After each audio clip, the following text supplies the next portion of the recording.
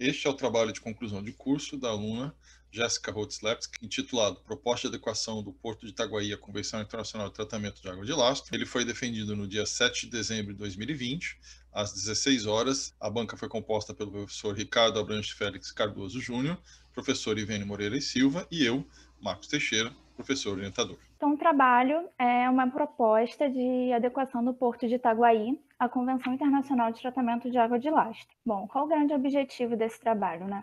Realizar um diagnóstico do Porto de Itaguaí, incluindo as caracterizações físicas e o fluxo de embarcações. Realizar uma estimativa das características e quantidades de água de lastro a ser tratada no Porto de Itaguaí. Fazer uma proposição de ao menos uma solução de atendimento às recomendações da Convenção Internacional de Gerenciamento de Água de Lastro. Fazer uma avaliação da viabilidade econômica, com estimativa do valor mínimo de custo para tratamento de água de lastro de ao menos uma opção identificada, e elaboração de sugestões e recomendações. Para que a gente possa iniciar seria esse tanque de lastro.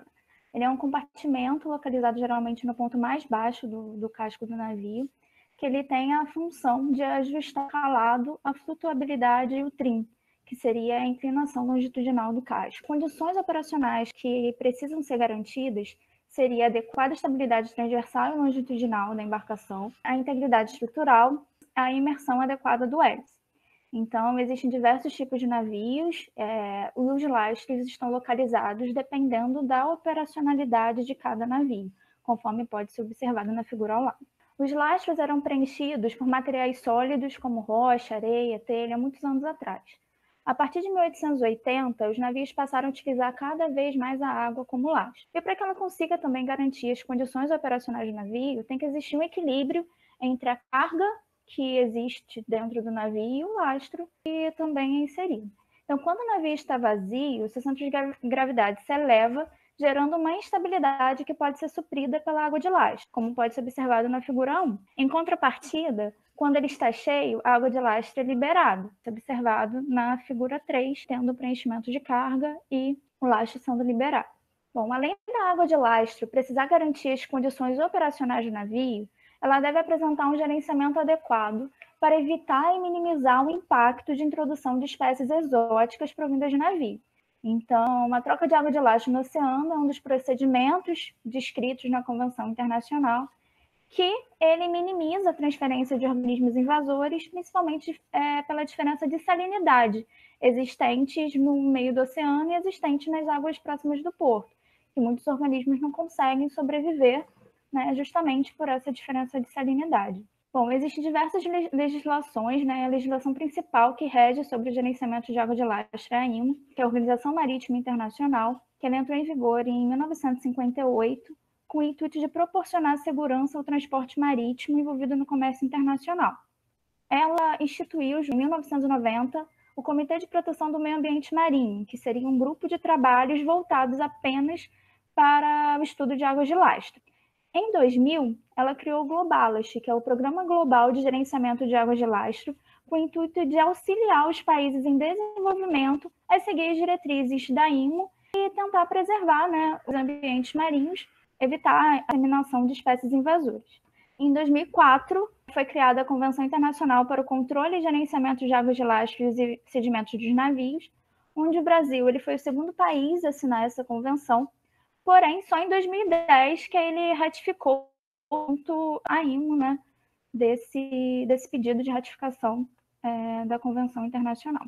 O Brasil, a partir da Marinha do Brasil, pela Diretoria de Portos e Costas, ele também tem uma norma que foi criada em 2005, que é a Norma de Autoridade Marítima para o Gerenciamento de Águas de Lastro de Navios, que ela é basicamente uma cópia da norma internacional, se adaptando para a realidade brasileira. Bom, os navios atuais eles podem carregar de 6 a 10 bilhões de toneladas de água de lastro por ano, onde um único navio cargueiro pode exceder 150 mil toneladas. Diariamente, mais de 7 mil espécies são transferidas para outros ecossistemas através das águas de lastro. Então, diversos impactos, sendo 3 principais, que são ocasionados pela transferência, né, dessas espécies invasoras. O primeiro impacto é ecológico, pela transferência tanto de espécies vegetais quanto animais no outro ecossistema. Tem um impacto econômico, pela pesca, pelo turismo, pela indústria costeira.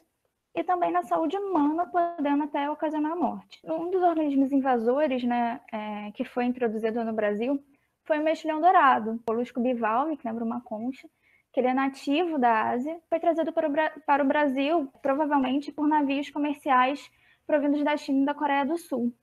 No Brasil, ele foi detectado em 99, no Rio Grande do Sul, impactando a fauna e a flora nativa, como também ocasionando obstruções nas tubulações de transporte de água para o sistema de refrigeração das usinas hidrelétricas.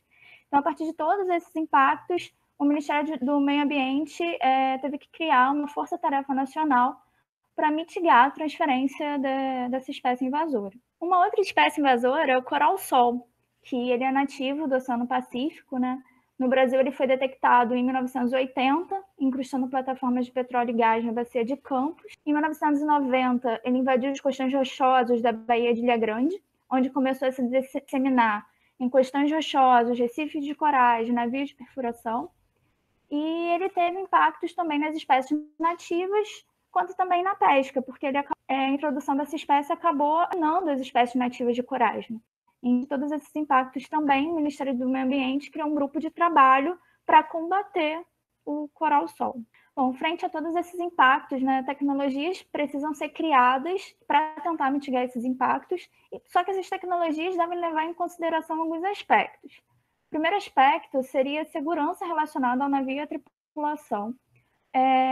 Também que essa tecnologia possua uma aceitabilidade ambiental, possua uma viabilidade, ou seja, uma compatibilidade com o projeto de operação do navio, possua um bom custo-benefício, que tenha também uma eficácia biológica para remoção e eliminação dos organismos patógenos. Então, essa tabela ao lado, ela representa parâmetros determinados pela Convenção Internacional de lançamento da água de lastro tratada, os parâmetros mínimos, né, necessários para lançamento dessas águas de lastro tratadas. Parâmetros de fitoplâncton, zooplâncton, algumas bactérias. Bom, existem diversas opções de tratamento de água de lastro. Uma delas é a filtração, que ela é mais usual, sendo utilizada como pré-tratamento, só que, infelizmente, ela não consegue eliminar, né, grande parte dos flagelados e bactérias e vírus que estão presentes na água de lastro. Uma outra opção de tecnologia é o tratamento térmico, que consiste na utilização de altas temperaturas, né, para inativar organismos exóticos. Só que esse tratamento também promove uma poluição atmosférica e também uma poluição ambiental pelo seu despejo também no mar, né? Pelo aumento de temperatura também. Uma outra opção é o tratamento por UV, que consiste no contato das águas de lastro com a irradiação UV. Esse processo pode ocasionar a ruptura de ligações de DNA de alguns organismos, causando a morte desses organismos, e os organismos que sobreviverem podem ter algumas mutações, geralmente associado ao tratamento. Uma outra opção é o ozônio. Ele é uma tecnologia bastante promissora para tratar a água de lastro, mas em virtude do seu alto poder de oxidação, ele pode também ocasionar corrosão em alguns revestimentos de navios, algumas juntas, alguns metais, que existe uma necessidade de uma maior operação. Uma outra opção de tratamento é o uso de biocida, que seriam produtos químicos tóxicos com a finalidade de matar ou inativar esses organismos invasores. Só que a aplicação desses biocidas tem sido muito questionada, porque esses produtos químicos podem estar presentes ainda após o tratamento dessas águas de lastro e podem causar também um impacto na sua descarga ao mar. O ultrassom é uma das tecnologias mais recentes da utilização para tratamento de água de lastro e é gerada por um transdutor, onde ocorre uma conversão de energia elétrico-mecânica para vibrações de alta intensidade, onde ele apresenta uma maior eficiência de tratamento pelo seu tempo de exposição, pelo aumento de tempo de exposição da água, e a sua eficiência diminui a partir do momento que a água se afasta desse transdutor. Bom, agora o estudo de caso do Porto de Itaguaí. O Porto de Itaguaí está localizado na Baía de Sepetiba, no norte da Baía de Sepetiba, próximos aos municípios de Itaguaí, Campo Grande e Santa Cruz. Ele foi inaugurado em 1982 pela Companhia de Docas do Rio de Janeiro, mas inicialmente ele era chamado de Porto de Sepetiba. Só a partir de 2005 ele passou a ser chamado de Porto de Itaguaí. Bom, esse lugar, o Porto de Itaguaí, ele foi escolhido, né, para ser área de estudo, primeiro por ele ser considerado um dos 4 maiores portos do Brasil, mas também por ele ter sido indicado como projeto piloto da implantação do Globallast no Brasil. Bom, características no fluxo das embarcações do porto. Ele apresenta um dos principais polos de exportação de minério de ferro do país. Ele foi considerado o principal porto público na operação de minério de ferro no trimestre de 2020 no Brasil, pela ANTAQ. Possui movimentações de navios que transportam cargas a granel e cargas em geral, além de se destacar com sua alta movimentação de contêiner. Poucos estudos foram realizados nas águas próximas ao porto. Entretanto, em 2001, mergulhadores scuba constataram a presença de cistos dinoflagelados potencialmente tóxicos, em que sua maior densidade estavam próximas à área portuária no terminal de minério de ferro. Então, tal fato, ele comprova, né, a existência de uma contaminação nas áreas próximas ao porto. Esse porto movimenta aproximadamente 25 milhões de toneladas anualmente de água de lastro, recebendo navios que variam de 60 mil a 200 mil DWT, que corresponde ao peso bruto que o navio consegue carregar, que descarregam aproximadamente 7,5 milhões de metros cúbicos anualmente. Então, são 7,5 milhões de metros cúbicos de água de lastro estimados, né, que são descarregados anualmente nas áreas próximas ao porto. E quais seriam as possíveis soluções, né, para mitigar essa transferência de espécies? Uma delas seria propor um sistema de tratamento on-board para cada navio, sistema ser instalado dentro do navio, ou propor um sistema de tratamento onshore no Porto de Itaguaí, ou propor sistema de tratamento off-board por meio de barcaças no Porto de Itaguaí, ou realizar verificações sobre as condições de lastro em cada navio que atraca no porto, por profissionais qualificados e treinados. Bom, a opção que foi escolhida para fazer o dimensionamento, né, foi a opção off-board, em virtude principalmente da idade da frota do Brasil, que não comporta espaço para adição de novos equipamentos para tratar água de lastro, solução tida como ótima. A segunda opção, justificativa, seria porque a maioria dos portos do Brasil são instalações antigas, muitas já inseridas dentro de um contexto urbano ou periurbano, o que limita a disponibilidade diária para a planta em solo, que possa receber, tratar e armazenar água de lastro. E a terceira justificativa seria que a opção off-board poderia converter mais facilmente em uma opção que pudesse ser replicada para os demais portos da costa brasileira. Então, quais seriam essas diretrizes, né, para o dimensionamento?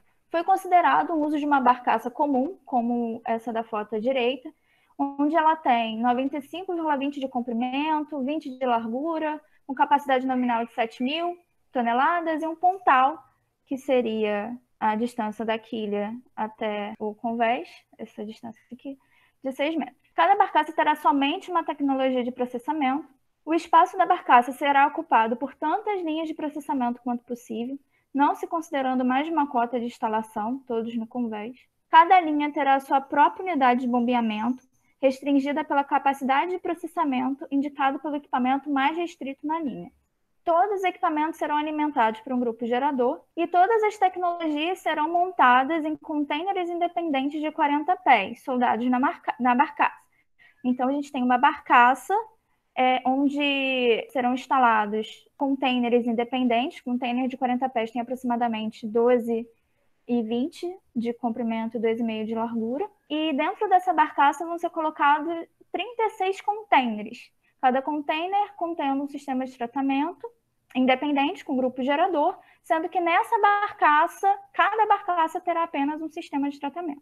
Então, todas as tecnologias que serão consideradas possuirão um sistema de pré-tratamento, constituído primeiro por um filtro cesta, a fim de retirar os organismos maiores presentes nas águas de lastro, e uma caixa de equalização de vazão, a fim de uniformizar o efluente. Então, uma das opções de tecnologias consideradas foi a filtração. Então, após a água de lastro sair da caixa de equalização de vazão, ele será direcionado pelas membranas de ultrafiltração por uma bomba submersível, que no caso foi dimensionada de 2 CV. Então, a tecnologia de tratamento da filtração seriam as membranas de ultrafiltração, onde em um container terá 25 metros cúbicos por hora de efluente tratado. Então, cada container de filtração poderá tratar 25 metros cúbicos por hora, onde foi dimensionado um grupo gerador correspondente a 25 kVA pelo consumo energético, tanto das bombas quanto do sistema de tratamento. Uma outra opção é a tecnologia de ozônio. Então, pensando na utilização do ozônio para tratar as águas de lastro no porto, após a saída da casa de equalização de vazão, a água de lastro será direcionada para um gerador de ozônio de 70 gramas por litro, onde os contêineres de ozônio conseguirão tratar 100 metros cúbicos por hora, e o gerador dimensionado para esse tipo de tecnologia corresponde a 10 kVA. E radiação UV, a água de lastro, né, vai para o sistema UV, onde cada container terá uma vazão de tratamento de 115 metros cúbicos por hora, e o gerador dimensionado para esse sistema corresponde a de 10 kVA. Bom, um resumo dos custos básicos de investimento das tecnologias estudadas. Então, foram estudadas 3 tecnologias diferentes, onde terão os custos referentes ao CAPEX, que são os custos de tecnologia, de investimento nessas tecnologias. Esses custos foram obtidos através de cotações com empresas especializadas que fornecem esse tipo de serviço, de fornecimento de sistemas de filtração, ozônio e UV. Um sistema de filtração, né, correspondente a 25 metros cúbicos por hora, corresponde a R$815 mil. Aí teria os custos também das bombas da caixa de equalização de vazão e o custo também do gerador, que foi dimensionado. Então, o custo total só de investimento da tecnologia de filtração por um container corresponde a R$ 864.600. De ozônio, R$ 398.850.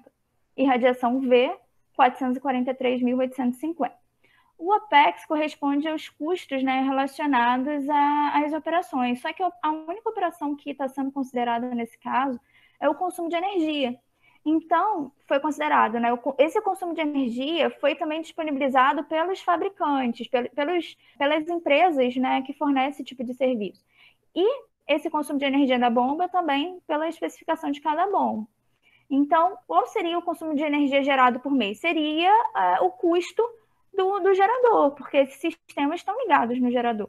Então, considerando um valor de diesel correspondente a 3,70 e considerando também o consumo de combustível de cada gerador, no sistema de filtração, o consumo de gerador é o mesmo custo operacional, que corresponde, no caso da filtração, 15.984, no caso da tecnologia de ozônio, 6.766, isso por mês, e radiação UV, 6.580. E para saber o custo operacional, é só a gente dividir, né? Custo operacional total pela vazão de tratamento, só que passando essa vazão de tratamento para mês. Então, a gente vai ter um custo operacional.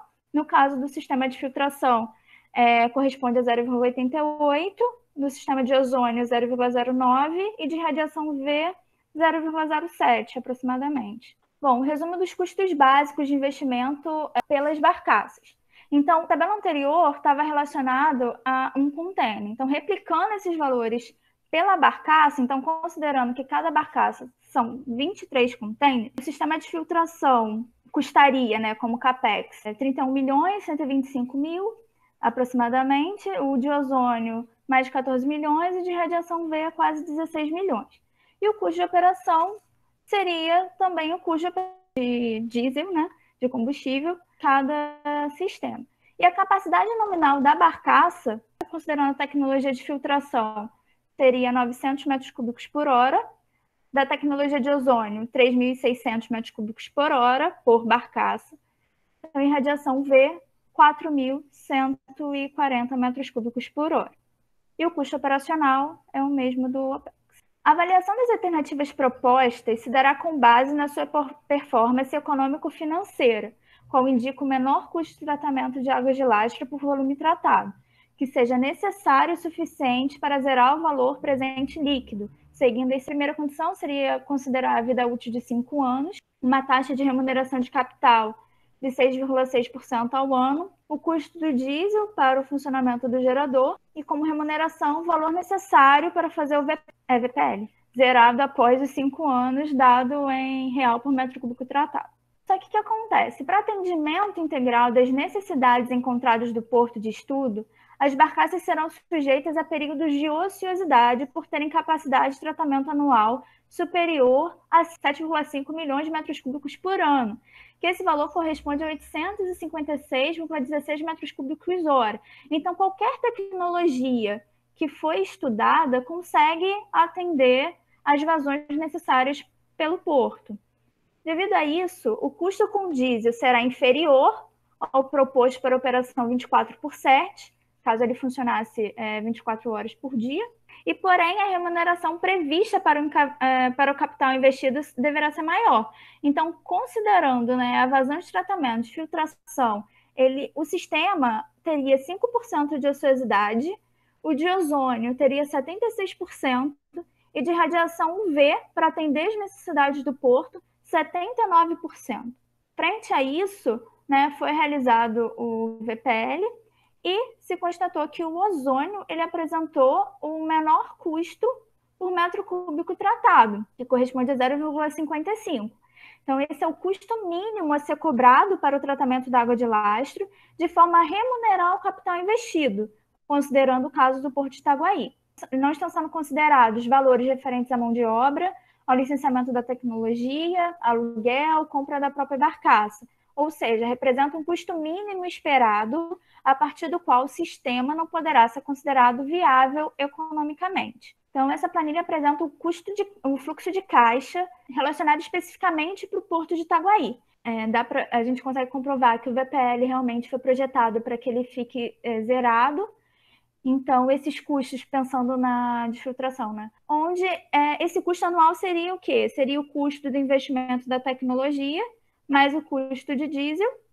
E para saber o custo do metro cúbico tratado, considerando também a ociosidade, eu tenho que dividir, né, o custo anual pela vazão tratada anualmente, no caso aqui, para cada tecnologia, pela filtração, ozônio, radiação UV, multiplicado pelo tempo de ociosidade, que a gente acha que o custo para zerar o VPL durante um período de 5 anos para a filtração, eu teria que cobrar no mínimo R$ 1,88 por metro cúbico tratado para a tecnologia de filtração, 55 centavos para a tecnologia de ozônio e 59 centavos pela irradiação UV. Fazendo um comparativo, né, caso esses sistemas operassem 100%, o custo, obviamente, iria reduzir, porém, né, o consumo de diesel seria muito maior, até porque não teria ociosidade.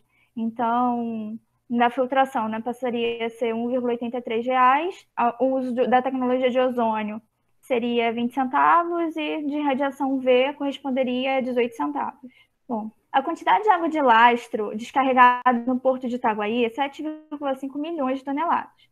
Considerando a utilização da tecnologia de ozônio, que foi que apresentou a melhor performance econômico-financeira, a vazão de efluente tratado, considerando uma barcaça usando a tecnologia de ozônio, corresponde a 31.536.000 metros cúbicos tratados. Então, a partir desse cálculo, né, com a necessidade que eu preciso tratar no porto, eu percebo, né, que existe 76% de ociosidade nesse sistema. Então, o planejamento para o investimento dessa tecnologia frente à demanda do referido porto é de suma importância para atrair investimentos. Por exemplo, por parte das autoridades portuárias, dos responsáveis pelos navios, pela iniciativa privada ou até mesmo pela federação. E, com isso, mitigar a transferência de espécies invasoras provindas de águas de lastro. E aqui a gente colocou algumas sugestões e recomendações. Quais seriam elas, né? A gente recomenda estudos laboratoriais, referentes não só à identificação das características padrões existentes para as águas de lastro, como também a respeito da eficiência dessas tecnologias, que poderão ser aplicadas em escala real. E, para isso, o estudo de interação de uma tecnologia deve ser levado em consideração. O estudo econômico-financeiro de implantação de qualquer tecnologia que for mais atrativa para os investidores é de suma importância para promover a viabilidade de implantação dos sistemas de tratamento. E também a avaliação, né, quem sabe, de um projeto piloto, pensando também na ociosidade, especificamente do Porto de Itaguaí, pode ser levado em consideração para que os investidores possam avaliar a atratividade econômica do tratamento da água de lastro e, assim, diminuir a pressão sobre o meio ambiente marinho. E é isso, obrigada.